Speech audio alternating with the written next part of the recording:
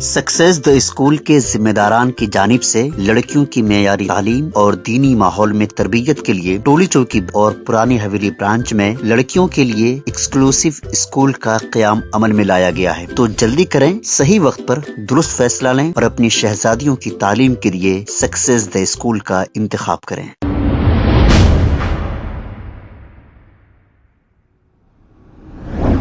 अस्सलाम वालेकुम नाजरीन, 7H न्यूज सच को रखे आपके आगे। नाजरीन, हम ये पुरानी न्यूज भी इसीलिए बता रहे हैं कि आप अच्छी तरह समझ लें कि लीडर क्या होता है, नेता क्या होता है। गिरगुट से भी जल्दी ये रंग बदलता है। YS शर्मिला कांग्रेस पार्टी में आने से पहले अपनी खुद की पार्टी इन्होंने बनाई थी। उस पार्टी का नाम था YSR तेलंगाना। अब इस पार्टी के ये सदर थे। उस वक्त इन्होंने ये कहा था कि तेलंगाना के अब जो चीफ मिनिस्टर हैं, जब कांग्रेस के तेलंगाना के वो प्रेसिडेंट थे रेवंत रेड्डी साहब, इन्होंने क्या कहा था आप जरा सुनिए। शर्मिला ने इनको ब्लैकमेलर और चोर कहा था। किसको? रेवंत रेड्डी को। उस वक्त ये तेलंगाना के कांग्रेस के सदर थे, आज ये चीफ मिनिस्टर हैं।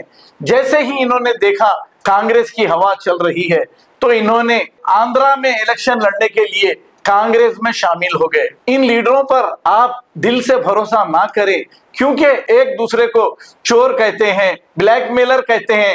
फिर उसी पार्टी में शर्मिला मिल गई है। अपने मफाद और इख्तेदार के लिए किसी को भी कुछ भी कह देते हैं और आप गलतफहमी में ये सही समझ लेते हैं और इस पर भरोसा करते हैं। हम इसीलिए कह रहे हैं कभी इन पर भरोसा ना करें। आइए देखते हैं ये रिपोर्ट। ఈ రోజు కాంగ్రెస్ పార్టీ అధ్యక్షుడు రాష్ట్ర అధ్యక్షుడు రేవంత్ రెడ్డి గారు ఒక బ్లాక్ మెయిలర్, ఒక దొంగ.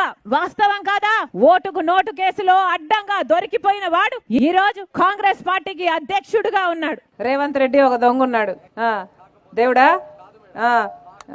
మరి రాజశేఖర్ రెడ్డి గారిని ఎక్కడ గౌరవిస్తున్నారమ్మా? కాంగ్రెస్ పార్టీ రాజశేఖర్ రెడ్డి గారిని ఒక దొంగలాగా FIR లో చేర్చింది కాంగ్రెస్ పార్టీ. ఆయన పేరుని 30 సంవత్సరాలు సేవ చేసుకుని రాజశేఖర్ రెడ్డి గారి బ్రతికున్నంత కాలం ఇంద్రుడు చంద్రుడు అని పోగిరాడే. మరి రాజశేఖర్ రెడ్డి గారు ఆ పార్టీని 2 సార్లు ఇక్కడే కాదు కేంద్రంలో కూడా అధికారంలోకి తెచ్చాడే. మరి అలాంటి ఆయన చచ్చిపోతే ఆయన పేరుని FIR లో చేర్చిన పార్టీ ఏది? కాంగ్రెస్ పార్టీయే కదా. మరి కాంగ్రెస్ పార్టీ రాజశేఖర్ రెడ్డి గారికి మోసం చేయలేదా? మరి రాజశేఖర్ రెడ్డి గారిని వెన్నుపోటు పొడిచింది కాంగ్రెస్ పార్టీ కదా.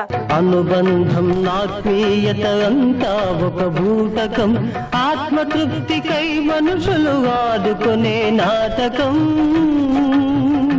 ఇంత నాటకం. खबर है शहर की, खबर है गाँव की, खबर है सारी दुनिया की। 7H न्यूज पसंद आए तो लाइक कीजिए, शेयर कीजिए और सब्सक्राइब करना ना भूले। 7H news.